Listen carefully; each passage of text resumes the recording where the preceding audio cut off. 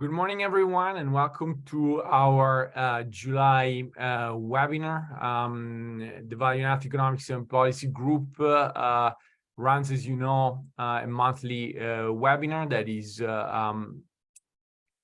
basically available for you on our website after the session and live on YouTube and LinkedIn as we speak now. Before I enter the details of today's speaker, I would like to remember some general information for you to interact with us today. Please direct all your questions to me as per usual. And fundamentally, if you have anything that is really urgent, just put like a Q in front of the question so that I will try to sneak in the questions as the presentation goes along. Now, we prefer, of course, to have all the questions collected towards the end of the presentation. Now, welcome. I'm Professor Francesco Paolucci from the University of Newcastle and the University of Bologna. I'd like to introduce you today to our speaker, Anna Cosa. Sorry for the pronunciation. It's up to her to correct in the right way. Anna is an actuary in economics from the University of Buenos Aires in Argentina. She has been working in many different capacities and also graduated from a master in design thinking from MIT in Massachusetts. Now, she's currently working as a senior faculty innovation manager at Swiss Re in Miami, and she's responsible, among other things, on this concept that it's very important for today and the future, which is parametric insurance. Now, her talk today will be around this issue. I'm very happy she joined us and very thankful for her time. She's currently in Miami, so it's quite late. So triple thanks again. Anna, the floor is yours, please. Thanks a lot, Francesco. I hope that everyone can hear me well. So first, again, thanks a lot for you, Francesco, for organizing this, also for people behind the scenes organizing all the sessions and putting it all together. So it's really nice to be invited. As you mentioned, we are on the other side. So I'm still on the 17th of July. So it's a different day, but I'm really, really happy to be part of these sessions. And I hope that ultimately what we are going to cover a little bit on this session is useful, it's interesting, it somehow brings you some new ideas on what you're doing on your everyday. Probably there might be different levels of knowledge about the topic or even reinsurance and insurance in the audience. So please, as Francesco said, just direct all questions you may have. I know he will cover some of them, or we will try to cover some of them during the session or maybe at the end. But if there are any additional questions, I can cover them maybe via email, or you can contact me through any of the available channels that we have nowadays.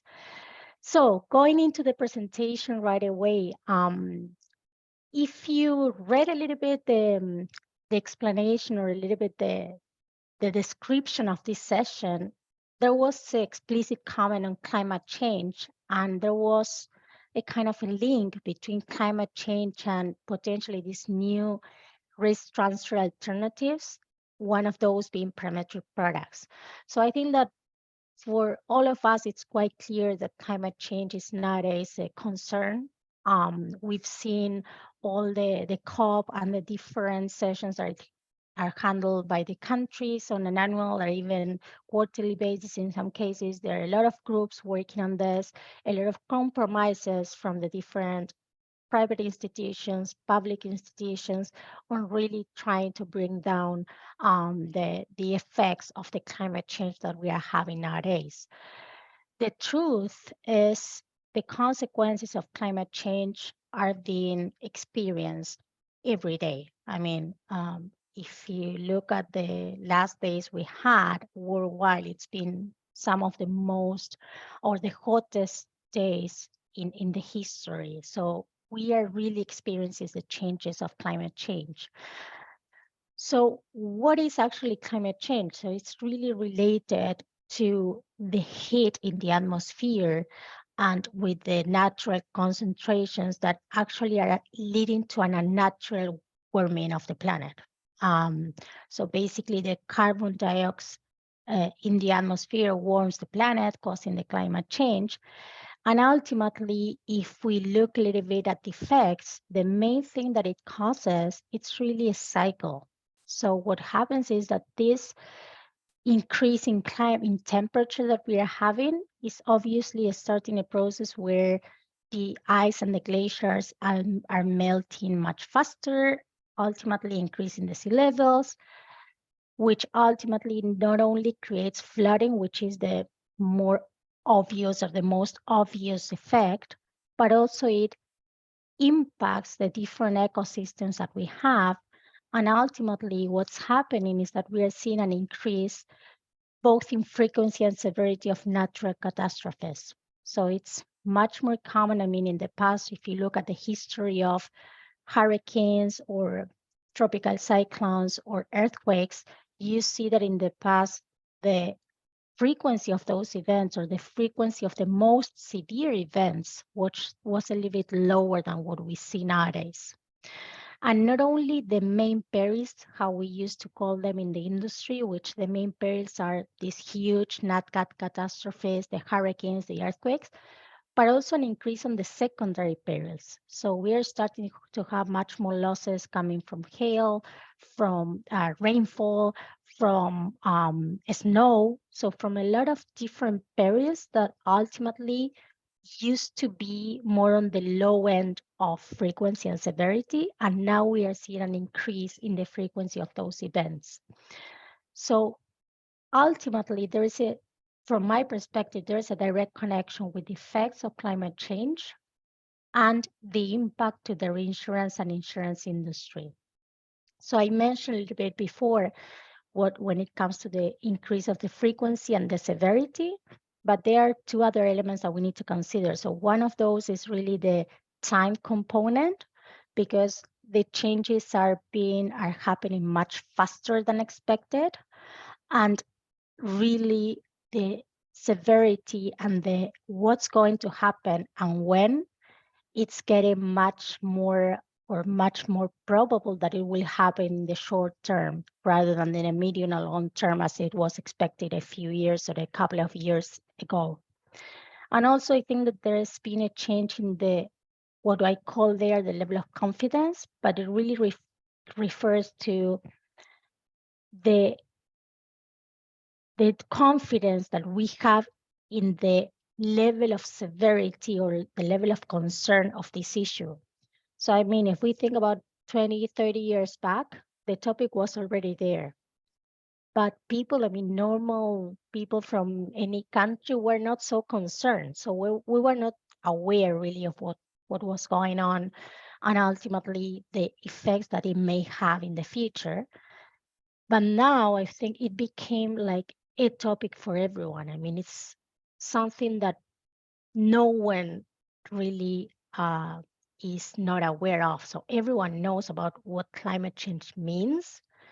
And really, if you ask about these hot days that we are having and all this stuff, the first answer that you get from people is really, oh, it's the climate change. So there is it's a higher awareness and also a higher concern from people. So if we think about this context of the climate change, we see that there going to be and there are going to be more frequent and much more severe events and not catastrophes that we had than what we had in the past. The normal and the natural concern from people is, okay, how I can be, so first of all, what I can do to change the trend somehow and to contribute to slow down the climate change. So a lot of people are really active in that sense. But the second point is really, okay, but we cannot deny the effects. So how can I can be better prepared? So how can a government somehow anticipate the budget they need to allocate for these huge events?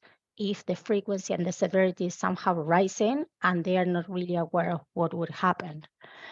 So there is a real need from people to see how they can be better protected and how they can be more resilient in coming back into their, let's say, kind of previous situation before a natural catastrophe occurs. Now, the problem we have there from the industry perspective, from insurance, reinsurance, is that if we look at the indemnity-based coverages, so think about any of the insurance that you have. So the house insurance, the car insurance you have, all of those insurance that you have are indemnity-based. What does it mean? That you're being indemnified for a certain loss that you have. So if you crash your car and you have the proper coverage, someone will come and will take a look at the car and someone will adjust it. So the adjuster will come and will say, okay, the damage of the car is X dollars, and that goes to the insurance company, and then ultimately you get the money to cover that piece. The same with your house. So if there is a flooding, you will basically have someone coming home and just doing an adjustment on the loss. And when we say the loss here, we are really referring to the material damage and basically defining how is the amount of money that you might or should be receiving due to the material damage you have. However, what we are observing now with the effects of climate change is that, first of all, there are a lot of things that are not being covered with this indemnity-based insurance. So there are a lot of gaps in the coverage that you have. So given for me, the more specific example, if you have a hotel or if you're a hotel owner and you have a golf course and that's the kind of differential thing of your hotel, in most policies, the golf courses are excluded. Okay, so if you have that excluded and ultimately you're having flooding with a much more frequency than expected, ultimately you want to cover that golf course somehow to get it back to normal and to be able to come back to business as soon as possible. It's not only about the exclusions, also what I call the insufficiencies, or not things are technically or explicitly excluded, but are not fully covered. So that basically refers to the deductibles, to sublimits.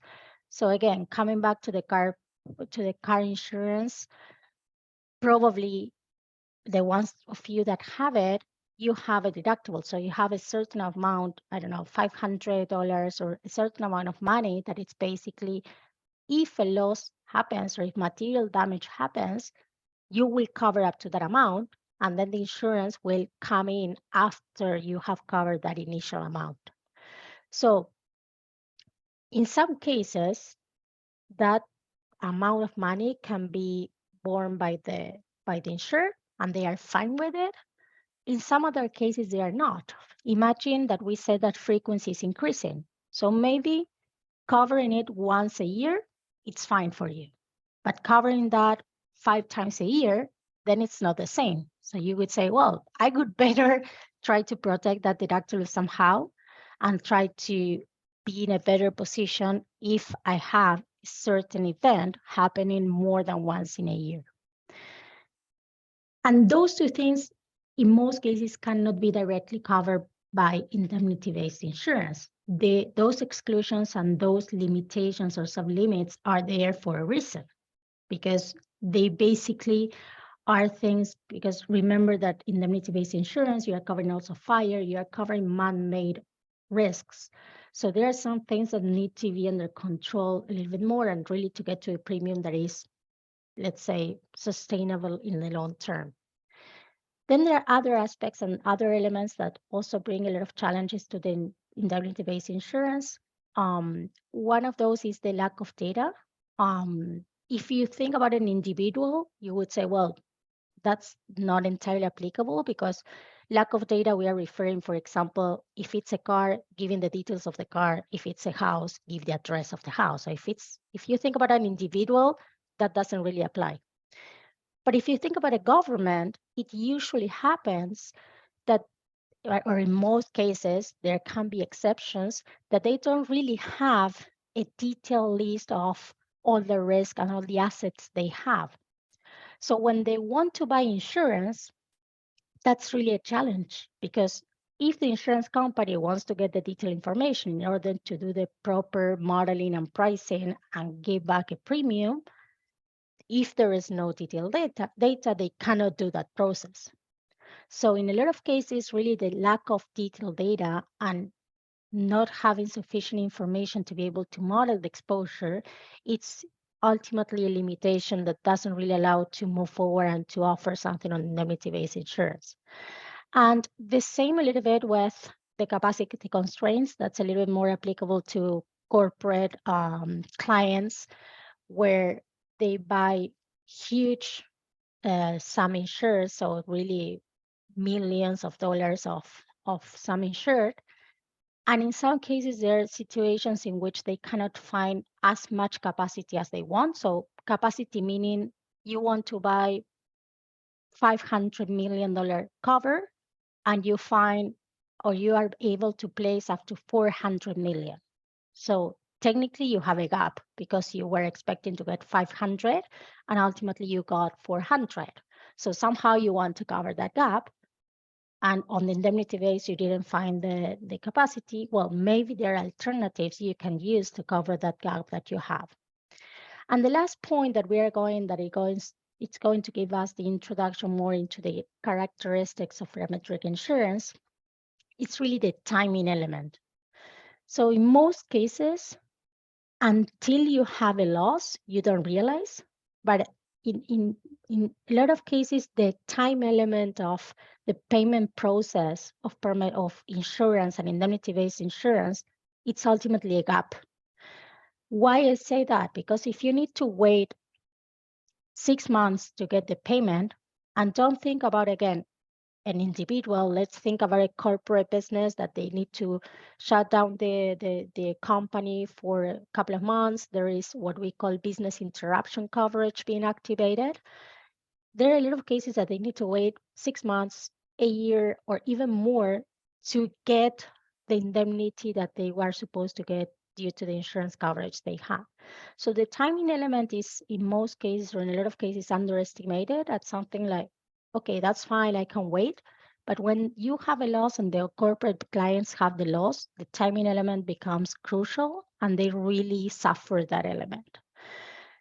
So I explain a little bit about the climate change and what is happening and what increasing frequency and severity we're observing.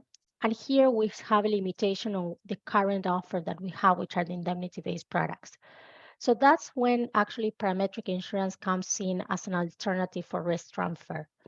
I'm going to explain more in detail why it comes as an alternative, what the differences are between parametric and indemnity, which makes it more appealing into kind of solving these gaps that I just mentioned.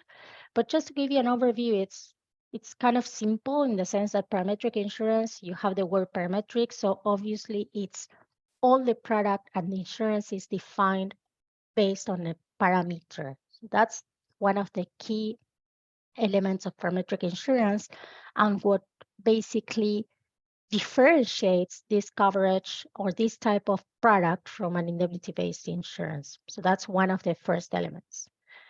The second one is really how you define that there has been an eligible event or a loss event. So I mentioned at the beginning that in indemnity-based insurance, you're really covering the material damage. So you're really waiting and you're really looking for that material damage. In the case of parametric insurance, it's broader in the sense that you don't necessarily cover material damage. In most cases, what you try to cover is the economic loss, which at some point can be equal, but in most cases, it's not. There are a lot of situations, imagine, where you have no material damage and you have an economic loss. So it could be the case that there's an earthquake, there is a hurricane, there is flooding, and maybe your property was not directly affected, but all the surroundings of your area were affected. So if you have a shop, no one will be able to come into your shop. Maybe you are not able even to open the shop because there was no one interested in coming to your place. So technically you didn't have material damage, so you cannot really claim to the indemnity-based insurance. However, you are experiencing an economic loss. So in those cases, you will have an indemnity-based insurance that will not be activated or will not be due to have a claim, whereas in the parametric insurance, if the parameter that has been defined is reached and triggers the coverage, you will get a payment for that event that happened. And the third point, which is also related to the claims, it's really the claims process. So the timing element is really different on a parametric product or a parametric insurance compared to an indemnity-based insurance. If you look at this picture, it's really clear. So you could see that in indemnity-based insurance, there are much more steps that needs to be fulfilled since the event occurs until you get the payment. So basically, I mentioned a little bit before, you need to have an adjuster come in. First of all, the insurer needs to submit the claim because the insurance company doesn't know that you had a claim until you really let them know that you had a claim. Then there needs to be an adjuster. Someone needs to go there to see if it's applicable, if according to the terms and conditions of the policy, you are eligible to get a payment or not. And ultimately, they need to define and to how much was the loss, the material damage that you had. And then after all that process, you get the payment. In the case of parametric insurance, as I said, it's based on a parameter. So from day one, both the insured and the insurance company, they both know exactly what parameter will be taken as the basis, who will be the reporting agency, and I will mention a little bit later what it is. It's basically who is going to give the information, the measure of that parameter that you have defined and chosen for the policy. And once the event occurs, the only thing that needs to be defined is what was the level of the parameter that was based off the product, so where the product is based on. So if it's an earthquake and you're define a certain minimum of magnitude that the earthquake had to have and the area where it should be, if the epicenter is within that area and if the magnitude is the minimum that you define in the product will trigger, okay? So there is no need to an adjuster to go around and see the material damage because I said, in the parametric product, you're not technically covering the material damage, you're really covering the economic loss. So there is no need for an adjuster to go around as long as the parameter has reached the minimum you have established in the policy. It triggers the policy and it turns the event to be an eligible event. There could be differences depending, and I will mention a bit later about the regulation and what the requirements are regarding the product. But it could be a pure parametric. Pure parametric basically means that the parameter is reached and it pays out. So there is no need for anything else. Or there could be kind of double trigger parametric products where you have the first parameter being the one that you define in the policy. And the second parameter in some cases are kind of a attestation by the insured, or it could even be a second parameter that you have defined as a measure to make sure that there is kind of a loss and you can kind of confirm that you had an economic loss of at least the amount that you are eligible for. That's a little bit the process. But from the moment the event occurs until the moment you get the payment, it's usually no more than 15, 20 days. It depends obviously on the peril we are talking about, on how the product is defined. If it's flooding, in some cases, it's accumulated rain in a couple of days. So obviously you need to make sure that you have the measures and the parameters for all those days. But in general, the process is much, much faster than an indemnity-based insurance. Now, the structure of the parametric insurance, it's really similar. I mean, the parties that are involved in that process are kind of similar in some cases. So the insured and the insurer are the same. So the same as you may have in an indemnity-based insurance. obviously there is a premium payment, there is a claim payment when the event triggers, but all the difference comes in how the coverage is defined. So as I said, you need to define a parameter, you need to choose what parameter you will use for the event, and you need to define a trigger. The trigger is basically the minimum value of the parameter that will trigger the coverage that you paid for, basically. And the most important thing there is once you define the parameter, you need to define where you will get information from the parameter. So if I say magnitude, okay, I will take the magnitude measured by who? When? So I need to define who will be this reporting agent or reporting agency, which is basically the data provider. In most places, it obviously needs to be an independent agency, a reliable source, and also an agency that reports information in a consistent way. So you cannot have an agency that one day publishes the data in a certain format and 3 days later they publish something totally different. So you really need to have consistency. And honestly, worldwide, there are agencies that do that. So in the US or the Atlantic basin, so for example, for hurricane, we use a lot the National Hurricane Center, which basically measures all the hurricanes and tropical cyclones and tropical depressions that happen on the Atlantic basin. And then when it comes to earthquake, it's a little bit the United States Geological Survey. So it's also an agency that records information of earthquakes happening worldwide. The information is really consistent. It's really independent in how they measure the information. In most cases, the USGS, as we call it, they take information from local stations. So it's really kind of similar information that you could also get from a local institution. I was looking a little bit on Australia, for example, and in most cases, or the kind of agency measuring all of the natural events is really the Bureau of Meteorology. So they publish all the information of events, what's going on. I saw that now there are no cyclones around. It mentions a little bit what the situation is for different periods. So in my view, one agency that could be used for this type of products. Obviously, it needs to be assessed. It needs to be, as I said, clear and confirm that it has the type of information that is needed for the product, but it's one potential candidate that can be used for this type of products. In some cases, there's a third party, let's say, or a fourth party, let's say, the calculation agency. It's not always there, so it's not used for all parametric products, but a calculation agency could be an independent party that takes the information from the reporting agency and does the needed calculations, okay?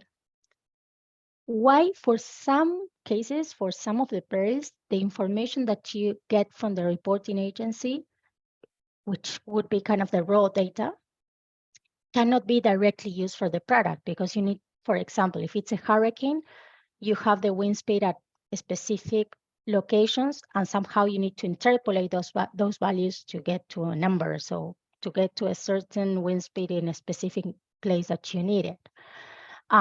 So in some cases, there are initial calculations needed. For that, there are situations where there is an independent agency, or in other cases, it's really the reinsurance.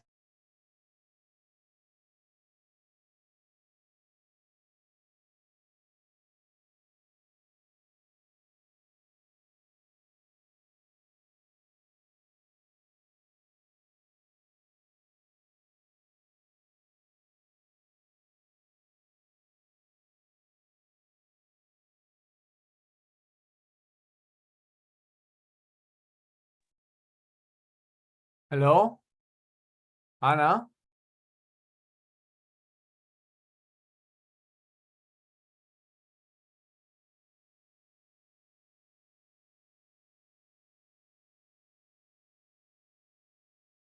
Hi. I'm back. Oh, you're back. Okay, good. It was my connection. Don't worry. It's okay. All right. Now you Oh, can good. see. Oh, cool. You can see Welcome again? back. Perfect. Yeah, beautiful. Let's Go continue. ahead. Yeah. Go ahead. I will continue then. So I will try to move forward because I want to focus a little bit more on the examples, just for you to have a better idea. In terms of the perils that can be covered, is really diverse. So the main perils, as we said, is more earthquake, hurricane, and then it's also, I mean, as the reliability and precision of global scientific data improves, also the parametric options continue to expand. Why? Because the main element of the parametric insurance is really data. It's really the measure of a parameter. As the parameter measurement gets better and more sophisticated, there are more things you could do. So now you could see products for flood, you could see products for renewable energy, solar, hydro, and also eolic, for example, like wind farms. For agro, you also see products for temperature, for hail, for river flow. So it's really a lot of things that you could do with this type of things. The better the measurements and the quality of the data you get, the more things you could do. And for me, one of the advantages also of this type of insurance is the flexibility of the structure and the product. So honestly, it's so flexible that you could use the parametric insurance for different segments. So it's not only about personal lines or really like a, I don't know, homeowner or a shop owner. So it's not just for this type of clients. It can also be used for corporate clients. So a lot of big companies where they have exposure in more than one country and they are exposed to obviously more than one peril, they can really work with this type of products. And also the government. So governments, usually their main concern is to keep budget under control. So a government, when they start their period, they say, okay, I need to anticipate how much money I could need for this year. But obviously, if in the middle of the year there is a huge earthquake, they would need to get money from somewhere to really support people and the community to get back to their to get back to their houses, or to really construct or resume business, and they will need to support the community. So in the countries where they are really exposed to natural events, so let's imagine about Mexico, which have both earthquake and hurricane exposure, they are really focused on trying to say, how can I make sure that I or have a structure, a risk transfer structure that gives me the peace of mind that if something happens, I would be able to react, I would be able to support the community. And that's when insurance comes in. But governments, usually, as I mentioned before, they have issues with data. So indemnity-based insurance, sometimes they have it, but sometimes they have a lot of issues with data, which doesn't make it like a suitable options, and they really need to work with alternatives, one of those being parametric products. So coming back to the structure of the product, I mentioned a bit already, it's really about the parameter, the reporting, the structure, and the process. So once you have the parameter and the reporting agency, you really need to say, okay, how this is going to work. So you need to define a structure. And the process is really, really important because it needs to be clear to all the parties involved in that insurance. They need to know exactly what they need to do in case of an event. So if an event happens, who will that what, basically? Who will calculate who will get the data from the parameter? Who will do the calculations? Does the insurer needs to claim something, or it will be the insurance company letting them know that there was an event and they're eligible for a payment? So that needs to be clear so that when an event happens, no one is really uncertain about what is going to happen. And they know exactly the process so that the timing that we mentioned and the benefit on the timing of the parametric insurance can be really seen, and it's not a thing that then it takes and delays a lot of the process. In general, I mean, we mentioned, and just summarizing a little bit on the advantages of these products, we said it's fast, it's flexible, it helps to cover a lot of the gaps of indemnity-based insurance. We can say it's a little bit more transparent. It doesn't mean that indemnity insurance is not, but the fact that this product is really dependent on the parameter, and it's a parameter for which the information is publicly available, it makes it more transparent, because when there is an event, the insurance can even get into the website of the reporting agency and see exactly the magnitude of the event, or they can see the wind speed, or they can really see the measures that are going to be taken for the product that they bought. And also, one important thing about parametric insurance is that ultimately the information you need, or the minimum information you need for parametric insurance, apart obviously from understanding the need of the client, really understanding what they're looking for, it's really geographical information. So what you need is really where the property or the asset or the insurable interest is located. So what's the benefit of that? The benefit of that is that you don't really care about the activity, the occupancy of that insured. So if you think about indemnity-based insurance and you're a mattress factory, probably you will have some challenges getting insurance, because it's usually excluded from the treaties. It's not so easy, or even the price, it's really related or dependent on the activity and the occupancy of the risk. However, on a parametric insurance, the things like the activity, the type, construction type, the construction year, all of that information and details that make a difference in indemnity-based don't really play a role in parametric insurance. So the benefit of this is that a lot of risks that are uninsurable, so risks or houses that due to the construction type are not insurable, they can get a parametric insurance product. So it happens, for example, a lot with hotels, beachfront hotels. Those resorts are all made in good, which is really nice. You go there, it's really nice. But usually, indemnity-based insurance for those type of risks, it's hard to get. So in those cases, they can get a parametric insurance for the nat cat exposure, and ultimately, if a hurricane comes, they can be covered.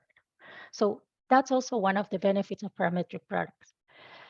But as always in life, as there are positives, there are kind of challenges. So I wanted to cover two of them, which are really important. One of them is basis risk. So if you have already heard about parametric product, you had probably listened to or heard a little bit about basis risk. So what is basis risk? It's really the probable or potential misalignment between the payment you get and the economic loss that you suffered. So let's come back to the basis of the basic two of parametric insurance. We said it's based on a parameter. If the parameter gets or reach the minimum that was expected, the cover is triggered. But if it doesn't reach that, it won't be triggered. But that doesn't necessarily mean that you have suffered or you had no economic loss. So those situations which are kind of the extreme, a situation where you have an economic loss, but you have no payment from the parametric insurance, or the other extreme where you had no economic loss and you get money from the parametric insurance, that's what we call the basis risk. So the risk that there is a difference between the amount of money you get and the economic loss you had, okay? And that's when the structure piece or the structure part of the parametric product is really, really important. Why? Because when we structure a product and we take the parameter, the reporting agency, and we start playing around the different elements, we need to make sure that there is a correlation between the structure we defined and the potential economic loss of the client. Obviously, it's not going to be perfect, but you need, as a structure, as a person that works with parametric insurance, you need to make sure that you run, for example, past events. You do as if You check how the structure would have reacted in a certain event compared to the real loss, the real economic loss of the client, and make sure that there is a correlation on that. There is a lot of scientific material around this, because, for example, when it comes to a hurricane or tropical cyclone, there is a certain analysis of how far from the hurricane eye you need to, the property needs to be to have a certain level of damage. So there are a lot of curves and a lot of scientific things behind this, but it's a really key part, because you need to make sure that there is a correlation between the structure you're proposing and the potential economic loss. So in order to make it more correlated, one of the things that's generally used is really what we call the step payout, which means that the higher the parameter, the higher the payment you get. So if it's, let's say, a low severity event, you get a certain percentage of the amount you bought. If it's a much more severe event, you get much more money. In the extreme, you get 100% of the amount you bought. So those steps payouts are really intended to increase the correlation between the structure you are proposing and really the economic loss that you may suffer as an insured. The other, let's say, so this is something that it's inherent from parametric insurance. But to be honest, I always say this, I think it's also inherent from indemnity-based insurance, because ultimately there could be a difference between the economic loss you have of the material damage and whatever the adjuster said that you could get. So there is also a probability of having a misalignment of those two values. In parametric insurance, is much more evident, this risk. So we need to keep that in mind. And it's really important that whoever that buys this insurance, they know that this could happen. So they know that the product and the insurance structure is dependent on a parameter and not on an adjuster going there and checking the material damage. The other challenge, and I'm not going to cover too in detail, but I just want to mention, is really the regulatory framework. Here I have a certain, like a kind of summary of the different, and they're not obviously all the countries in the world, there's just some of them, just to show you what the situation is in terms of regulatory framework in the world. To be honest, in general, what happens, like for the to be in contrast of parametric insurance, is that in most countries, the insurance regulation doesn't mention parametric insurance. Why? Because those regulations and laws were made for indemnity-based insurance. So they usually request an adjustment process, the settlement process. They really talk about material damage.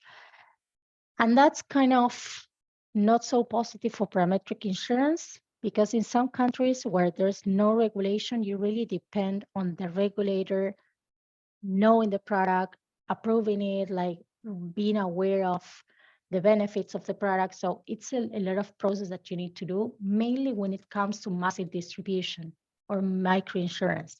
It's a different story when it's corporate business or even the government, because it's obviously like a sophisticated entity, let's say. So in most cases, you don't really need to get the policy approved by the regulator for those cases.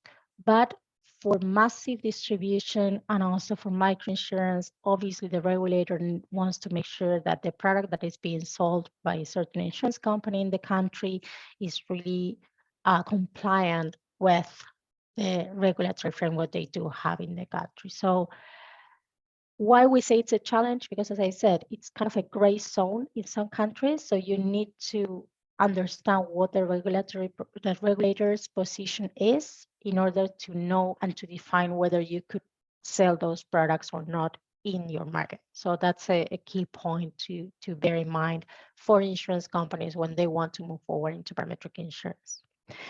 So I'm not going to bore you more with technicalities. There is whole session I have around hurricane parametric insurance and earthquake parametric insurance, but I will totally go through it.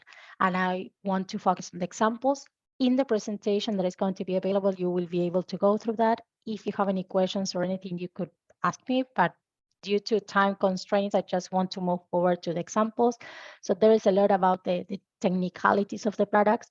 So I don't want to bore you a little bit with this. And let's jump directly into examples. So when it comes to the examples, I was thinking of which ones I should be including to make it really representative of parametric insurance. So basically, I'm bringing 4 examples. One is more corporate business, let's say. In this case, is agro producers, but let's say big agro producers in Brazil. Then we will have a micro product, a massive distribution, and finally a government. Again, I'm not going to cover more the technicalities. You will have the presentation available, so you will be able to go through it. But it's also to give you an idea of, again, as I mentioned before, how flexible the product is, how much you can do with the product, and how you can really solve totally different needs with the parametric insurance, but really doing different structures and really working on it from different perspectives. So in this case, it was in Brazil. So as you may know, in Brazil, there is no exposure to earthquake. There is no exposure to hurricanes, although in the southeast, they do have a little bit of winds and during certain times of the year. However, the agro business in Brazil is huge, and obviously they're exposed to temperature or rain. So one of the main concerns of these people in general is drought. So in this case, they wanted, it was not directly the producers, it was really a distributor of services for the producers. So obviously there is a correlation because, as I mentioned before, I said there are cases where you don't have material damage, but you experience a loss. So in this case, the distributor wanted to, because they were not going to directly be hit by the drought because they're just selling the services or selling the products, but they wanted to offer a solution for the producers who they sell the products to. So they wanted to make sure they were offering something for them. And when it comes to agribusiness, it's really a lot about the crop. So what do you want to cover? What are the phases of that crop? And you really need to know what's the level of moisture they need, what's the level of temperature they need in a certain phase of the process. In this case, as I said, the concern was really drought. So what was defined was to use a product and to define a product based on the soil moisture. So it's really, in this case, it's satellite data. So it measures and via satellite images, you could see the level of moisture in the soil. And according to that, and also all the technical knowledge on the specific crop that needs to be covered and needs to be protected, they define different thresholds that will basically trigger the coverage. In this case was perfect timing because they bought this. And then you know that in 2021, 2022, there was a huge drought in Brazil. And basically the cover was activated, it was triggered, they got payments for drought. So obviously they bought it again the next year and it's currently in place. The way it works is a little bit as you see here. So on the phases, it's a little bit what I was mentioning, like what's the level of water or moisture that the soil needs, depending on the phase. So the trigger for agribusiness and for crops is usually defined by phase because you cannot define one trigger for the whole period or the whole life of the crop. You really need to define the trigger according to the phase where the crop is in. So in this case, the measure and the parameter, which is the soil moisture, is really monitor on real time. So there are certain platforms that we do have to do so. So it allows to track the parameter in real time and really based on the values that the parameter has, trigger the payment for a certain area that is basically affected by the value that it had. So it was a really tailor-made solution. I think it was really effective in the sense that it triggers. So ultimately what you want with this product is to trigger at some point and to be useful for the insureds because that's was what you're looking for and what the insurer is looking for ultimately. The second case is also agro, but it's micro producers.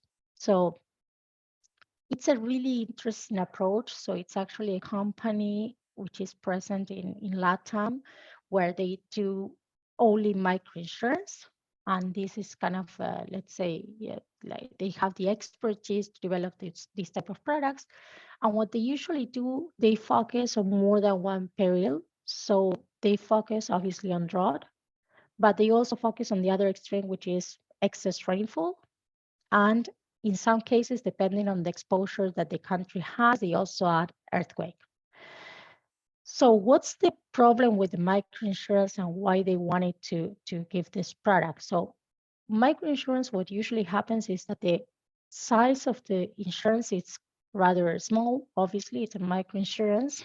So when you think about indemnity-based insurance for these type of clients, it's usually not attractive for the insurance companies because the product it's not really profitable because you usually get a lot of frequency. It's not really working for insurance companies. There are some of them that are really expert in this type of products in this segment, but in general, any worldwide company don't really put the eye on microinsurance so much. However, it's really a segment that needs support because they get a micro loan, let's say, to do a certain production or to do certain business. And if a natural event happens, they have a certain crop and there is an excess rainfall, they don't have like huge areas to recover the next year, and they do not have a lot of money to come back and resume business the next year. Really, they will have a lot of effects. The first of all, they won't be able to come to bring back the loan to the microfinance bank. Second thing, they won't be able to continue doing that. So all the scheme, let's say, it's completely stopped by the NatCat event. So it's not only in the benefit of the person that getting the microloan, it's also the bank that wants to continue and want them to continue business. They want them to be able to recover. So in this case, as more than one peril is involved, there are more than one parameter and there are more than one reporting agency involved in this process. It's a combination. For earthquake, it's more the measures and the parameter measured by the USGS I mentioned before. Then for drought and torrential if an excess rainfall, it's more a little bit more satellite data. Nowadays, this product is present in more than one country in Latin America, mainly in Central America. And the good thing is that they are making kind of compromises with different entities, really focusing on this. And it's really allowing people to recover from the issues they have when a NACAT event happens. So it's really a step. So obviously the first point, once you have the product, the parametric insurance, someone needs to monitor the parameter, needs to know how the parameter is evolving over time. So in this case, Micro, what they do, they measure and they monitor in real time what are the values of the parameter. Secondly, obviously, if the parameter reaches the minimum that is required, the third thing they do is to define what was the trigger and what was the measure for each of the areas that are covered. And based on that, they make the payment. In this case, they do a pure parametric because it couldn't make much sense to have a process where the client needs to present something in addition because the value of each insurance, it's rather small. And in this case, it revert the the responsibilities or the duties, because it's actually an insurance company notifying the client via a text message that they had a certain law, obviously an economic loss, and they're going to receive X amount of money due to this, so coming from this parametric insurance. So it's really, really important for the economy of these people to have this product, because the indemnity-based product that they usually have access to is life product.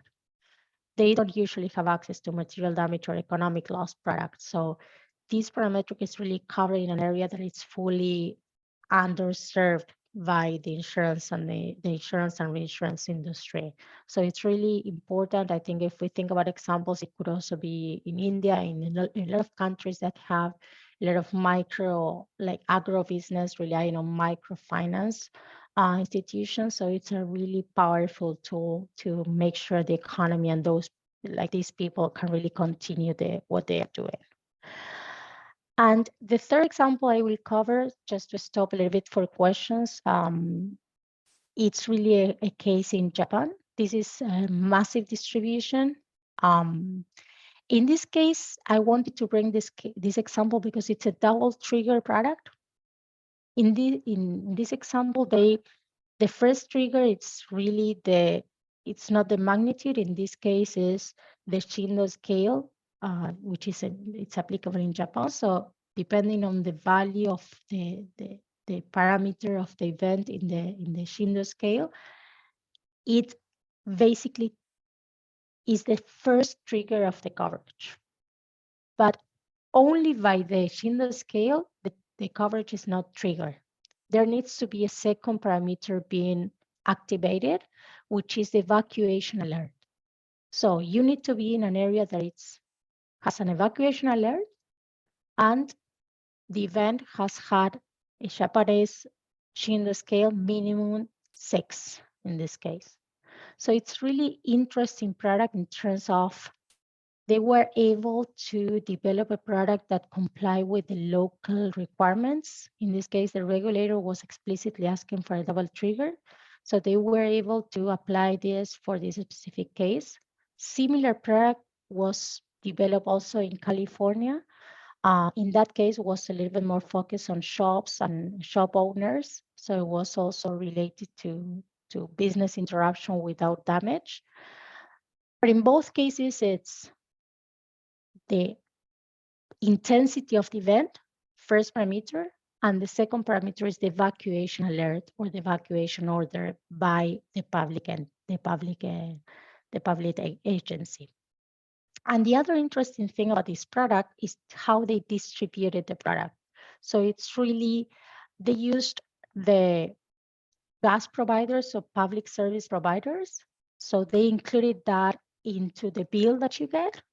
Obviously, the amount that it's covered and the premium is relatively a certain percentage of the monthly payment that you do for that service. But they were able to get a huge mass of people getting the product. And the other thing they used were really the mobile phone providers. So the mobile companies that they offer this product as part of the bill. So it doesn't necessarily need to be a product that you distribute through the traditional channels like the insurance agents. It's really a product that you can put in different distribution channels that allow you to get to a lot of people. When it comes to massive distribution of parametric insurance, it's really, really important to have a distributor and an aggregator to be able to reach as much people as you can and make it really efficient and understandable for them. So that's a little bit the thing. I have another example, but I won't go through it, Francesco, because I could imagine there are a few questions. As I said before, I will share with you the presentation so you can also share with the audience as needed. Thank you so much, Anna. Look, yes, I really love this, and yeah, we have quite a bit of questions. I think because of our running schedule, we really have only a few minutes to deal with them. But if you don't mind, I'll share some of them later. Sure, let's go.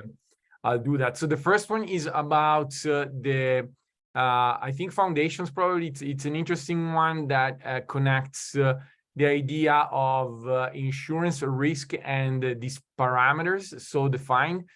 So the first question is the first part of the first question, because it's two parts, is parametric insurance a different way to define risks? And if so, how objective is it?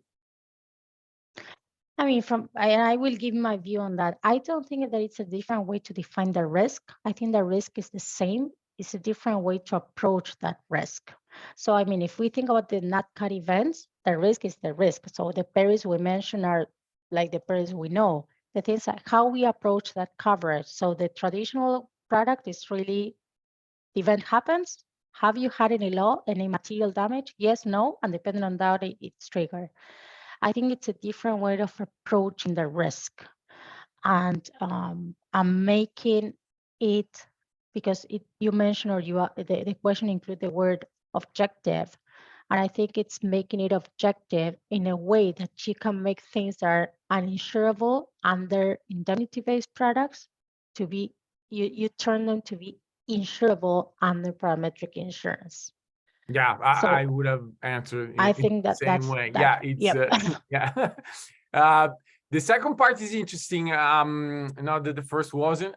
Sorry, but the second part for me is interesting, and it's about moral hazard, I would call it. So there is words in the question around parameter definition, parameter manipulation, and all of that. And I think you know, to sum it up, because it's quite a long comment, I would say that it's around moral hazard, and how you can actually you know, sort of tackle it, if anything. Yeah, no, that's a really good question. I mean, probably it's, if I understood correctly, it's moral hazard more related to the parameter data. Yeah. Honestly, in that case, that's why I really emphasize the fact that the reporting agency, the selection of the reporting agency is key. In some cases, I don't know, if it's snow, for example, in some cases, the ski resorts, they measure the snow level and they want you to use their stations to define and to structure the product. But we need to do the analysis and make sure they cannot modify that data. So that's why in most cases, you don't really use stations owned by the insured, because there are high probabilities that there could be some kind of manipulation. You usually, and we tend to use publicly available data. So really agencies that publish the data and anyone can see exactly what values they have and how they did all the processes. So the selection of the reporting agency is key, and you really need to make sure that it's independent and the values and the parameters and the data cannot be modified. It happened to us sometimes that they have asked us to use a certain agency. We did the analysis and we basically said no. And the second thing probably was not mentioned there, but I think it's also more a hazard regarding the pure parametric products. So there was a little bit mentioned in the basis risk slide, but there is a lot of things you could do with behavioral economics to really avoid having a situation where there's a moral hazard that the person said, I had an economic loss, and there ultimately there was no loss at all. So there are a lot of things that you could use there. We cannot completely remove that risk, but we try to keep it as much as we can under control. So the downside, yep. Cool. Very good. I think we are only left with many thanks to Anna for this wonderful presentation, and encouraging all of you, you know, to stay tuned. I'll send the other questions to Anna, and we'll follow up with you with the answers. And obviously, stay tuned, in fact, for our next month webinar. And again, thank you all, and thank you, Anna. Thanks to you, Francesco. Thanks for for attending. Any question you have, you just let me know. Thank you so much. Bye-bye. Thank you. Thanks. Bye-bye.